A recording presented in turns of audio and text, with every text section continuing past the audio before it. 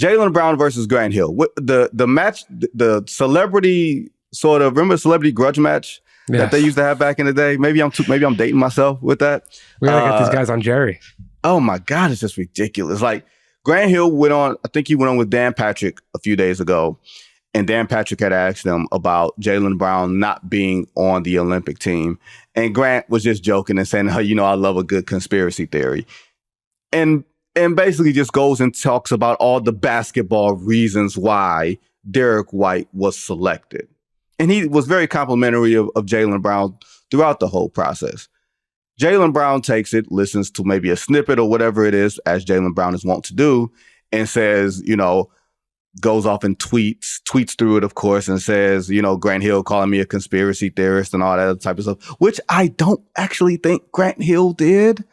Like, I don't know what Jaylen Brown is trying to accomplish at this point, Jake, but 2028 is going to be wide open for a lot of guys. Like a lot of the older guys that are here now will not be around in 2028. And if you're trying to make an impression for 4 years down the line, you're not really doing a good job of it. And he's looking, as much as you could say, and there's a school of thought that says Jaylen Brown is warranted to be upset and it should be on the team. Okay, if you feel that way, fine, so be it. I don't have a problem with Derek White being there in place of Jaylen Brown. I think it's bad form for Jaylen Brown to be doing all this when your teammate is the guy who got the space, ostensibly in front of you, and you're still talking about it. Like, it just seems really poor form for Jaylen Brown to take every public statement and to twist it into something that it's not intended to be. Yeah. What you said of, I don't know what Jaylen Brown is trying to do here, I think is the nail on the head. Because to your point of the 2028 roster, this isn't benefiting anyone. I don't think it's going to come back. I mean, I saw a great tweet of someone saying like Steve Kerr declining Jaylen Brown, picking Derek White over him, and benching Jason Tatum behind Derek White and Drew Holiday. Some next level mind game shit. But I don't think it's that real. I think this is, to your point, as simple as, look, Drew Holiday is the fifth starter on this team. I mean, basically the fourth starter on this team, but playing the fifth man role. And he's perfect at it, right?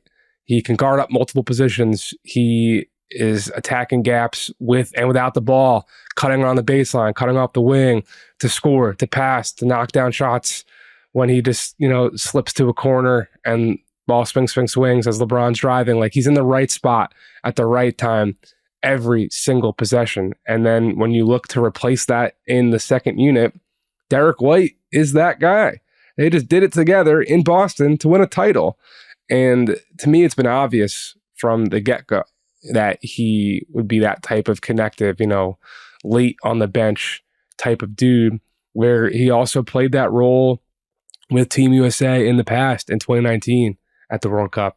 So they had already seen him do that on that stage, let alone watched him continue to blossom as a Celtic, where he just signed a massive extension this year. So to me, all the basketball reasons make a ton of sense. And the only thing I'm left wondering and scratching my head at is the same thing as you.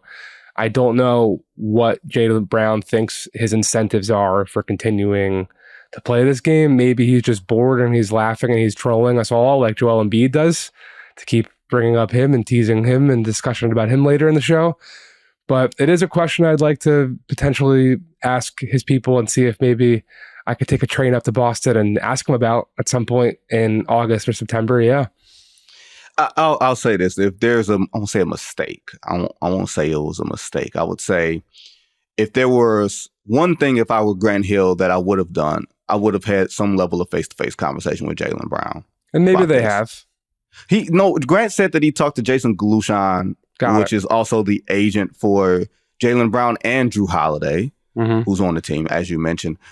Here's the thing that I will say, and it sort of dovetails into the Jason Tatum conversation that we're going to have on the other side of the break, is you can tell Derek White, hey, go be a hound, go defend the guy, and you're not going to get the touches, and you may not even play some games, but go there and just be a pest and do what you do, and you're going to be okay with it.